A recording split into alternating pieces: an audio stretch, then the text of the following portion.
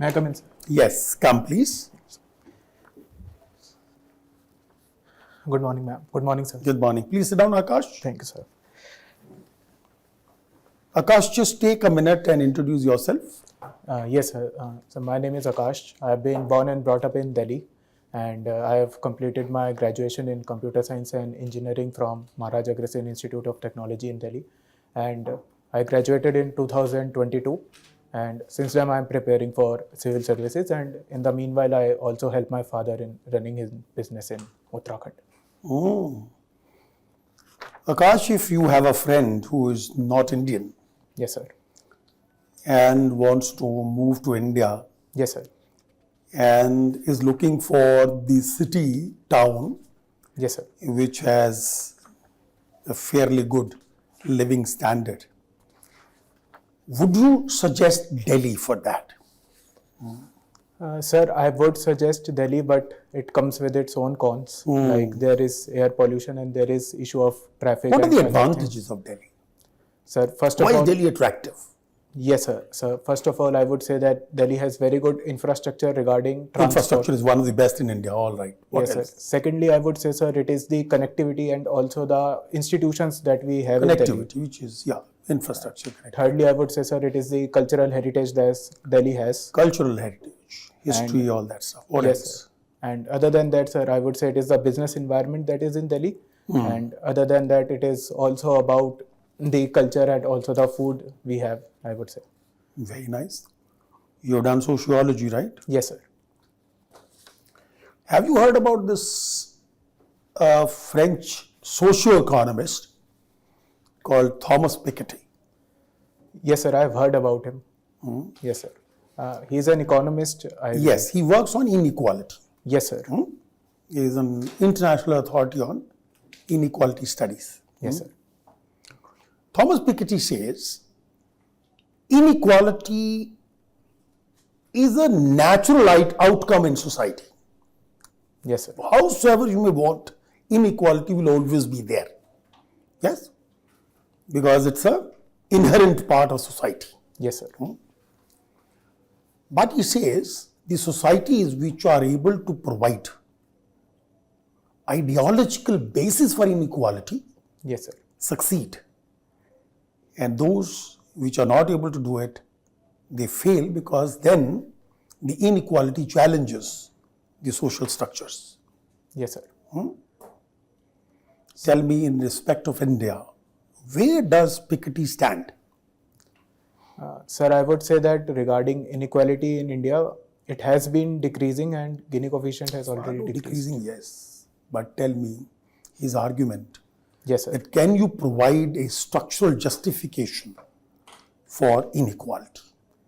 Sir, I believe that there are various sociological theories regarding the same. It is all about the reward that a person gets and In case of India, for example, yes, sir.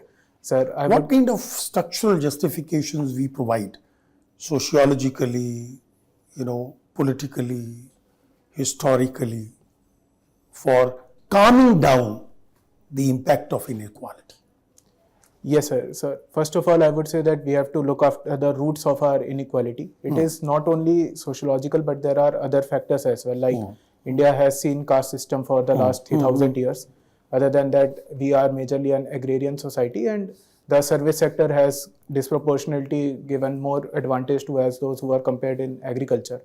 But on the other hand, I would say that we are decreasing this. And as far as Thomas Piketty says that there are certain institutions, I would say that we have inclusive institutions that are working for reducing inequality, which It is has not been- working, you know that. Our inequality today is worse than at the time of independence. So the record is totally opposite to what you are saying. Sir, I would differ on that point. No, because data is there. Yes, sir. You see, in fact, 10% of the total population was sitting on 40% of GDP in 47. Yes, sir. And today, 60 plus. Sir, I have read this report that you are referring to, Yes. but I have also read the other reports as well. Like SBI has been saying that our Gini coefficient has been Just decreasing. SBI over an academic, report of that. You can easily measure what 10% population, how much of a GDP they are sitting on. Yes, sir. 10 biggest Indian companies 10 biggest Indian companies, Yes, sir. their contribution to Indian GDP, Sir, I'm not aware of the exact figures. 29%. Okay, sir. 10 companies only. And you know 10%, same 10 biggest companies. In European Union, what is their contribution to GDP? Sir, it should be nearby this figure. 14%. Okay. So who is more equal? Yes, sir. So that is a point to be noted. Isn't it? Definitely, sir. Yes, sir. So that's all right. You know, there is again an argument in international relations Yes, sir. which says always the global order is underwritten by a power or a group of powers. Yes, sir. Now, post-war world order, can you tell me who were the underwriters of that order? So post World War II, I would say that it was US and USSR that emerged. USSR is no more. Yes, sir. Now, Sir, currently it is China. And currently it's China. yes, sir, and USA. So are you looking at a possible potential G2 configuration? Yes, sir. So there is a possibility, and especially after Mr. Trump has come, he is reapproaching both with Russia as well as with China. Did he say something about China, which gives this hint that G2 is not completely out? Yes, sir. He has been saying that we want a better deal and we want a better trade relations with China. But I think that there is also a possibility that A2 configuration may also be possible, where India and China may reapproach together and they can counter G2. India and China are approachment. Yes, sir. Tell me, what are the main hurdles there? So first would be the... Because this is what the Chinese have been saying for very long. Yes, sir. They have been saying 21st century will be century of Asia, Yes, sir. and the drivers will be India and China. Yes, sir. But we have not seen that kind of approachment. So there are various challenges to this. First of all would be the security challenge and the border issue that we have. That is a major bone. And The second, border issue has been peaceful for last 30, 40 years. So it's not an impossible thing to handle. but sir, recent conflicts at No, fine. LAC. But for were 30, 40 years, not Yes, even sir. single bullet was fired. Yes, sir. Even now, its bullets have not been fired, Yes, sir. right? It's basically a wrestling match. Yes, sir. So secondly, I would say that there are certain thorns, like we have a very huge trade deficit with China. That is Now, also... trade deficit is for us too. You can't blame them. You're not competitive. Yes, sir. But in the long run, if we are No, too my much issue is dependent that on- if you're not competitive, you will have trade deficit. Yes, sir. Yes? But sir, and thirdly, I would say, sir, there is also the Tibet issue that China may have with us, that we have been giving asylum to Dalai Lama and they do not recognize him. Yeah, that still is manageable. Yes, sir. Nobody thinks that they will go and take over Tibet. Yes, sir. Sir, and also I would say that it is that they also want a multipolar Asia, and we should also focus on a multipolar world rather than going only for the superpowers. All right, please. Yes, sir. Okay, you continuing on this, Yes, sir. India, China, Yes, sir. US, China. Why do you think these configuration cannot come about, or there is remote possibility? Sir, regarding India and China, as I have already said, that there are No, certain that's issues. okay. Yes, sir. Are there any other fundamental reasons? Sir, I would say it is the structure of our countries or the ideology as such that is one of the major challenge. Like China is still a communist or an authoritarian country, and we believe in our own democratic values. That is one of the issue. And also regarding USA and China, it is about that USA sees itself as the major hegemon and it does not want to cooperate and it does not want China to take over its global Okay, position. fine. Now, Zelensky and Trump, you are aware they had a very difficult or acrimonious discussion. Yes, sir. So, how do you think this all goes forward now? Because Zelensky has after that been saying that, we need US, we need US. In a way, he's apologizing. Okay. Yes, sir. So, how do you think it goes forward from here? Sir, I think that the US and Zelensky, US and Ukraine both need to reapproach together. And also, till now, we have seen that USA has been directly engaging with Russia. No, I am not saying approach and all. How do you see this going forward? What will happen? Sir, I believe that Ukraine should be involved in all the negotiations from now on, and also the deal which Mr. Trump has been saying about, that should be modified so that the Ukrainian conditions of future security are also taken into account. Okay. You're not directly coming to the point, but anyway, that's okay. So what do you think about a diaspora in US? See, one is the legal part, one is the illegal part. Yes, sir. So answer to both of them. What's going to happen going forward? And will there be an interaction or let us say blowback due to these two segments there? Sir, if I have to clarify, you have diaspora in Ukraine or in I'm USA? saying US. Saying US. They are also diaspora after. Yes, sir. Sir, I would say that they will also be involved. And regarding the illegal diaspora or the illegal migration that has been happening, USA has been very clear that it is deporting all of those people. But I do not think that it may be a major issue regarding the whole of the peace scenario that is going on in the Russia-Ukraine war. I was not talking about the Russia-Ukraine war at all. Anyway, do you think that Trump will be able to deport a substantial amount of illegal citizens from US? Sir, currently he is been doing the same, but I believe that many of the documentation or even sometimes they may not be able to identify all of them, but he can if he want to. What is the numbers we are talking about? Roughly how many illegal migrants are in the US? Sir, I'm not aware of the exact figure. Okay. Are you aware that a large number of Indians are in their jails, so they would be documented? What is the figure of that? Sir, I will have to look into okay, it. no issue. Thank you very much. Thank you, sir. Good afternoon. Good afternoon, ma'am.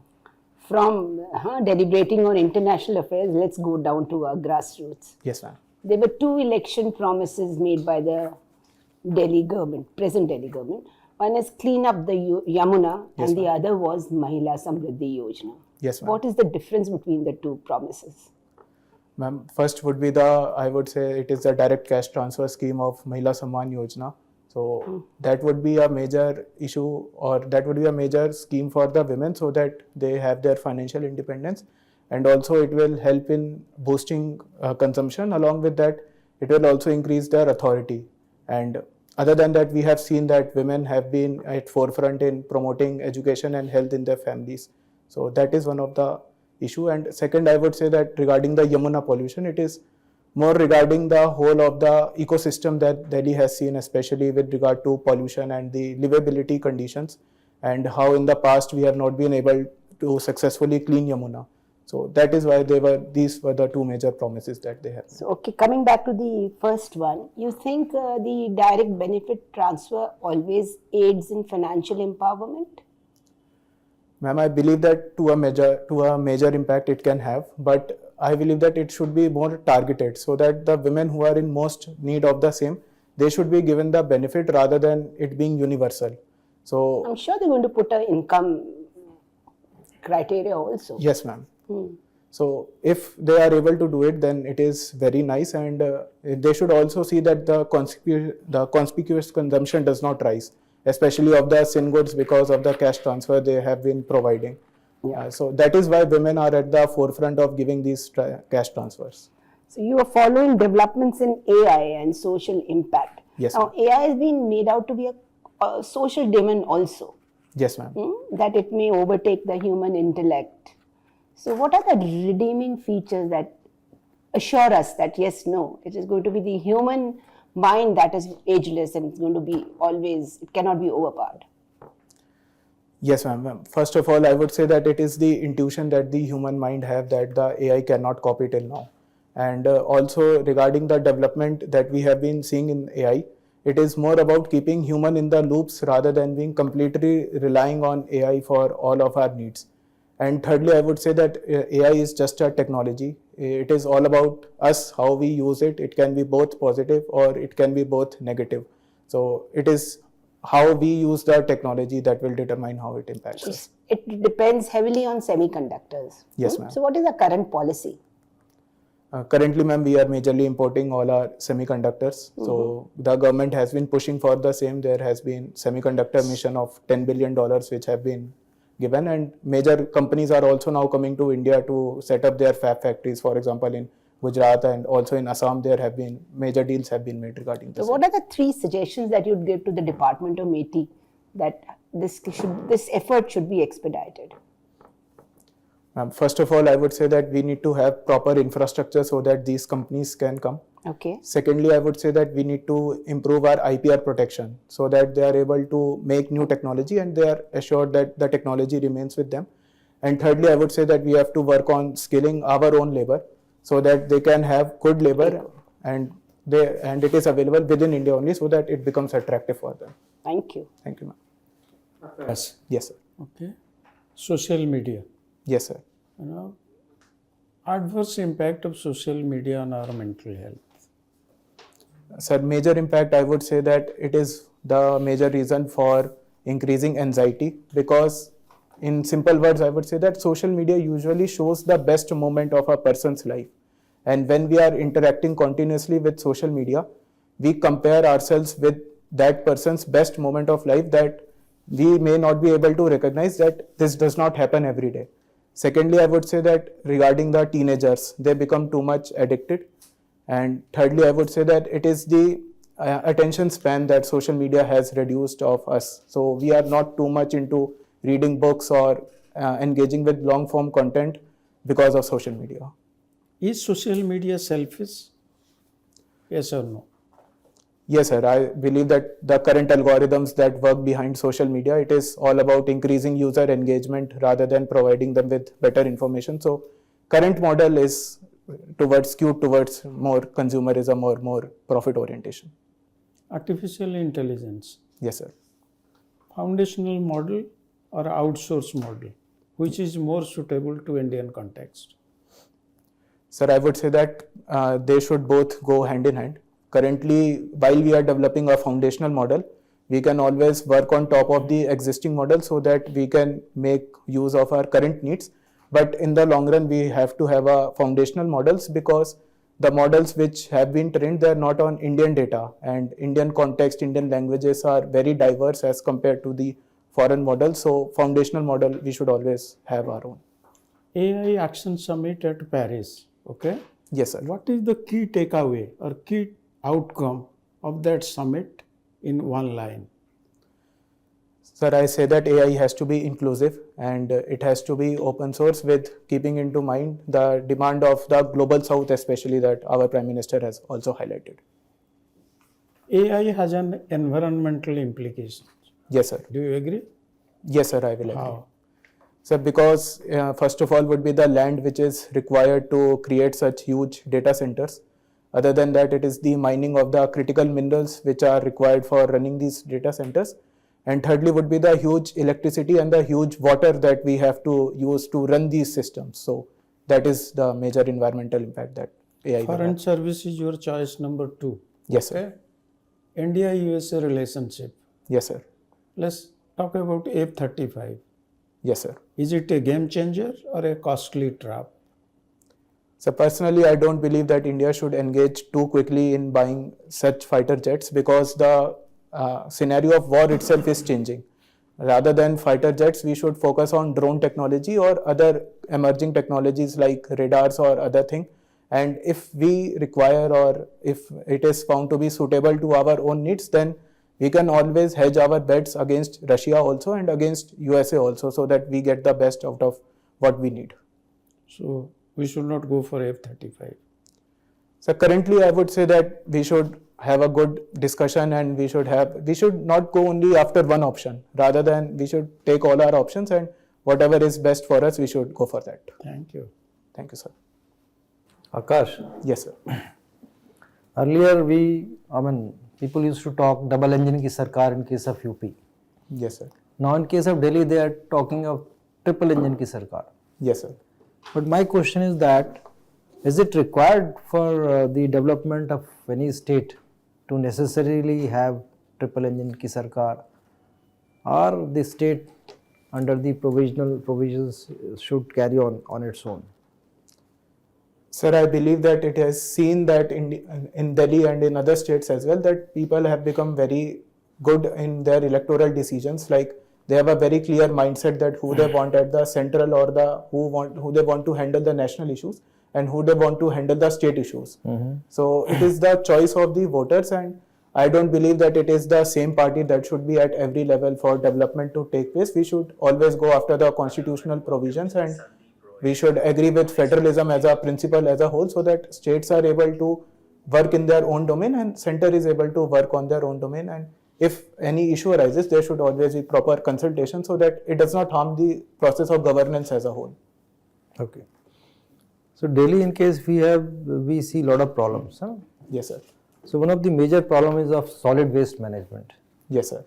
So how do you feel, how can it be addressed, and what are the major issues with it? Sir, I would say that we need to work on both the demand and the supply side. First of all, we need to reduce the amount of waste that is being generated. Like we should promote more organic material, and the local body organizations, especially the resident welfare associations, they should be roped in so that the amount of waste that is being generated, that can be processed at the local level only. And secondly, regarding the legacy waste that has been generated or which we are going to tackle, more technology, energy to waste solutions, or even bioremediation, other techniques should be utilized. And it is also seen that the height of these, I would say, hills of garbage have been coming down, and we have also increased our waste treatment capacity. So I think that it can be tackled if we are able to handle both the sides of the problem. Now we have got a national program which is Waste to Wealth. Yes, sir. What are we aiming through this program? So waste to wealth will mainly regarding the waste that is generated. It is not only about the municipal waste but also the agricultural waste. For example, we can create biogas, we can create bio pellets, and along with that it is also the industrial waste, like plastic waste has been used to make roads, etc. So it is not that waste does not have any value. If we are able to put it in a circular economy, we can definitely use it for better purposes. Last question. Yes, sir. The street vendors are very important for Delhi, you know. Yes, sir. They serve a large part of the society. So how do we take care of street vendors? Like what are the provisions in the budget? What are the different policies of the state government which help them? So firstly, I would say that we need to properly impact the Street Vendors Act of 2014 that was brought but has not been implemented in pure letter and spirit. Secondly, the government is already running the PM Swanidhi program for the street vendors who were impacted because of the COVID-19 pandemic. They have been giving them credit support regarding the same. And thirdly, I would say that the Delhi master plan that has been created, that should be properly implemented. And we should have proper zones where the street vendors can work and they are not afraid of any harassment by any authorities, and Yes. they are able to properly carry out their business. Thank you. Thank you, sir. All right, Aakash, your interview is over. Yes, sir. Thank you, sir. Thank you, sir. Thank you.